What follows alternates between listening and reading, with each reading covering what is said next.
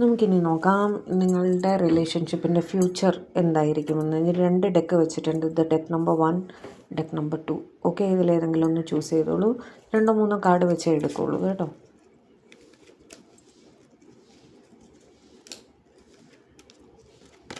Bottom of the deck 2 of cups. Very good.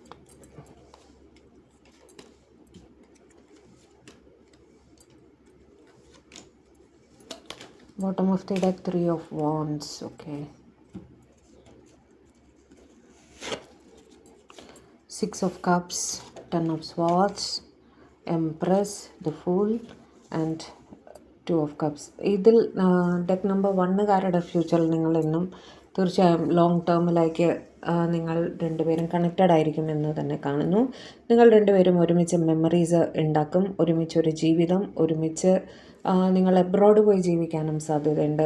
ഇപ്പോൾ ഇരിക്കുന്ന സ്ഥലത്ത് നിന്നും മൂവ് ചെയ്തു പോയി മറ്റൊരു സ്ഥലത്ത് നിങ്ങളുടെ ഭവനം ഉണ്ടാക്കുന്നതായിട്ടും ഒന്നിച്ചൊരു ജീവിതം ഉണ്ടാകുന്നതായിട്ടും നിങ്ങൾ ഒരുമിച്ച് കുഞ്ഞുങ്ങൾ, ഹസ്ബൻഡ് വൈഫ്, അങ്ങനെ ഒരു നല്ലൊരു ജീവിതം നിങ്ങൾക്ക് ഉണ്ടാകുന്നതായിട്ടും കാണുന്നുണ്ട്. ജോളിയായിട്ട് ലൈറ്റ് ഹാർട്ടഡ് മൊമെൻറ്റ്സ് സ്പെൻഡ് ചെയ്ത് അതെല്ലാം ഒരു മെമ്മറിയാക്കി ലോങ് ടേമിലേക്ക് നിങ്ങൾ ഒരുപാട് സ്നേഹത്തോടെ മുന്നോട്ട് പോകും എന്ന് തന്നെയാണ് ഡെക്ക് നമ്പർ 1കാർക്ക് കാണുന്നത്.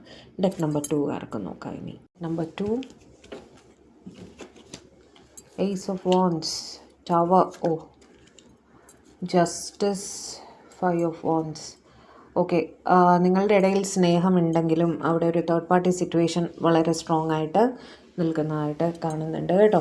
ഇപ്പോൾ അതുകൊണ്ട് തന്നെ നിങ്ങളുടെ ബന്ധം ഒരു കൺക്ലൂഷനിലെത്താൻ വേണ്ടിയിട്ട് അതൊരു ടവർ മൂമെൻ്റായിട്ട് നിൽക്കുന്നതായിട്ടാണ് കാണുന്നത്. തേർഡ് പാർട്ടി ഉള്ളത് കൊണ്ട് തന്നെ നിങ്ങൾക്കൊരു ഫൈനൽ കമ്മിറ്റ്മെൻറ്റ് തരുന്നതിൽ തടസ്സങ്ങൾ നിങ്ങളുടെ പേഴ്സൺ ഫീൽ ചെയ്യും എന്നാണ് കാണുന്നത്. ഓക്കെ, അൺലെസ് അവിടെ ഒരു സെപ്പറേഷൻ നടക്കണം.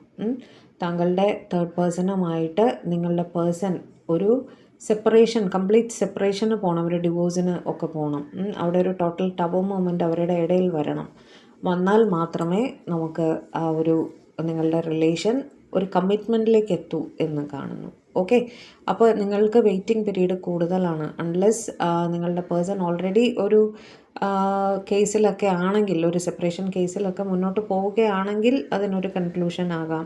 അല്ലെങ്കിൽ ആ ഒരു എഫേർട്ട് അവരുടെ ഭാഗത്തു നിന്ന് വന്നാൽ മാത്രമേ ഇവിടെ നമുക്കൊരു കമ്മിറ്റ്മെൻറ്റ് വരുന്നതായിട്ട് കാണുന്നുള്ളൂ. അതായത് ഒരു സെപ്പറേഷൻ അവിടെ അനിവാര്യമാണ് അവരുടെ തേർഡ് പാർട്ടിയുമായിട്ട്. ഓക്കെ, അങ്ങനെയാണ് കാണുന്നത് കേട്ടോ.